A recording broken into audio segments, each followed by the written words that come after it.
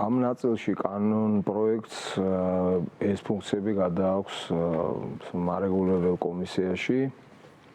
ანუ შეფასება ხარ თუ არა რა თქვენ ზაინთ ობიექტო და შემდეგ უკვე უნდა გააკეთოს შეაფასოს სხვა. ანუ გადის თვითრეგულირებიდან რეგულირებაში, რაც ჩემი აზრით ძალიან საშიშია სახიფათოა, იმიტომ რომ ძნელია დღეს ილაპარაკო და დამოუკიდებლობაზე მარეგულირებელი აი ამ ორგანოების გარდა ამისა თავადაც არასწორია, იმიტომ რომ ეს თავად მედია უნდა განსაზღვროს. თუ პრობლემაა ეფექტურობის, ამ შემთხვევაში შეიძლება ეს სხვანაირად მოგვარდეს, თუ ეფექტურობაში გულისხმობ თვითონ მედიის, ასე ვთქვათ, უნარზე, თვითონ აწესრიგოს ეს საკითხები, თუმცა არ მგონია, რომ მედიას არ შეუძლია თვითონ გადაწყვეტოს ამოცანები, ხშირად ამას აკეთებდა. ის რომ თქვათ მართველი გუნდის ან რაღაც პოლიტიკოსები არ არიან კმაყოფილი, ეს არაფერს ნიშნავს. ისინი როდის არიან კმაყოფილი, რა ვიცი, დღეს მთელი მსოფლიოთი არიან კმაყოფილო და მათ შორის მედიით რო იყვნენ უკმაყოფილო, არ არის ჩემთვის ობიექტური საზომი, ხო? მათ მარტივად უნდა გადაჭრან პრობლემები, პრობლემებში მე გულისხმობ იმას იმას კი არ გულისხმობ, რომ ობიექტური გახდეს მედია. მარტივად გადაჭრა პრობლემების გულისხმობს იმას, რომ დაიქვემდება, რომ მედია აკონტროლონ, მედია აწესრიგონ, არეგულირონ, როგორც ხშირად თვითონ იმეორებენ ამ სიტყვას. ეს ასე ვთქვათ სფერო მოათვინიერონ მედია იმისათვის, რომ მათ იმუშაონ მათ იმიჯზე, შავზე თეთრი თქვა და ასე შემდეგ.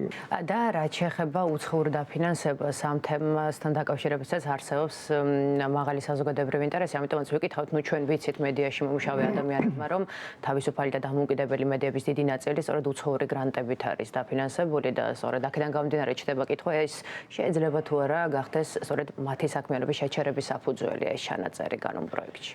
იცით, სხვადასხვა ასე ვთქვათ დოზით, სხვადასხვა პროპორციით არის უცხოური დაფინანსება მედიებში, განსაკუთრებული პრობლემები ექნებათ რეგიონალურ მაუწყებლებს, ვინაიდან მნიშვნელოვანი წილი არის ამ დაფინანსების. მაგრამ მე სხვა საკითხზე მინდა გავაკეთო აქცენტი, იცით, ეს დაფინანსება არის უაღრესად მნიშვნელოვანი მედიებს, იმიტომ ეს გულისხმობს ტექნიკურ მხარდაჭერას, გულისხმობს ინტელექტუალურ მხარდაჭერას, გულისხმობს განათლების ნაწილში მხარდაჭერას. ხა ჩვენი სივრცე ვერ უზრუნველყოფს ისეთი ხარისხის ცოდნას, რაც აუცილებელია თანამედროვე მედიებს, იმიტომ ძალიან სწრაფად ვითარდება ტექნოლოგიურად და ტექნოლოგიურად განსაკუთრებით, რომელსაც კიდე სხვა სიახლეები მოაქვს მედიების, მედიას სივრცე ძალიან სწრაფად და დინამიკურად განვითარებადი სივრცეა და შესაბამისად, იქ სადაც ყველაზე სწრაფად ვითარდება, იმათი მხარდაჭერა იყო სწორედ ეს პროექტ გრანტები, რომელიც ძირითადად მიმართულია სწორედ განვითარებაზე, მოდერნიზაციაზე მედიების. და აი ამას ჭრიან. ისინი გეხმარებიან, ისე როგორც ბევრ სფეროში გეხმარებიან, მათ შორის ვთქვათ, ზოგადად განათლების სფეროში და საზოგადოებამ უნდა დაინახოს სიმართლე რა. ამიტომ აქ უნდათ ეს ასე ვთქვათ ჩაჭრან. არა მარტო ხოტბის ასე ვთქვათ მოყვირალი თუ რაღაც ამათი ასე ვთქვათ დიფერამების მოძახე ეს მედია კი არ ჭირდებათ მარტო.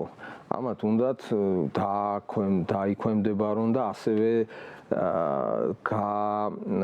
უბედურო გააცამტვერონ მედია დაწიონ მათი ზოგადად მათი განათლების დონე და აქაც ურტყამენ. აი ეს არის მთელი უბედურება, იმიტომ რომ თუ ოდნავ მაინც გესმის რა არის აი ის ფინანსური მხარდაჭერა, მაშინ ასეთ ნაბიჯს ასე ნაჯახით არ დაიწყებდი მოქმედებას, იმიტომ რომ დიდი ნაწილი ვიმეორებ აი ამ ფინანსური დახმარების მიმართულია დონის გაზრდისკენ, ხარისხის გაზრდისკენ უკეთესი რო იყოს მედია და დაეწიო, იმიტომ რომ ძალიან ბევრი მდიდარი ქვეყანაა და ისინი ძალიან სწრაფად ვითარდებიან. ჩვენ არა ვართ ესეთი მდიდარი ქვეყანა. შესაბამისად, ხარდაჭერა ჭირდება და შენი ქვეყანა ვერ ეხმარება, ვერ შენი ბიზნესი ეხმარება, ვერავინ ვერ ეხმარება და ისინი გეხმარებიან და იმათ ებრძვი რა.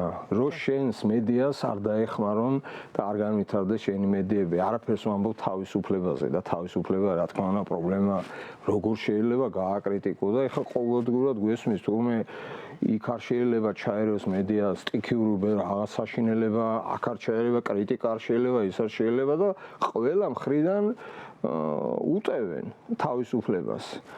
და ჩვენ ახლა ამას უყურებთ რა. კანონს რომ დაუბრუნდეთ, კიდევ ერთი საკითხი ეხება მედიის მხრიდან ფარული ჩანაწერების გამოყენებით ინფორმაციის მოპოვებას და კანონ პროექტს ვკითხულობდი და იქ ეწერა ესეთი რამე, რომ ეს არ იქნება პრობლემა იმ შემთხვევაში, თუ კი არსებობს მაღალი საზოგადოებრივი ინტერესი, მაგრამ ხო და ზუსტად ამ ნაწილში მაქვს კითხვა, როგორ შეიძლება დაადგინოს ერთი მხრივ მედიამ ეს და დაასაბუთოს და მეორე მხრივ მაკონტროლებელმა ორგანომ.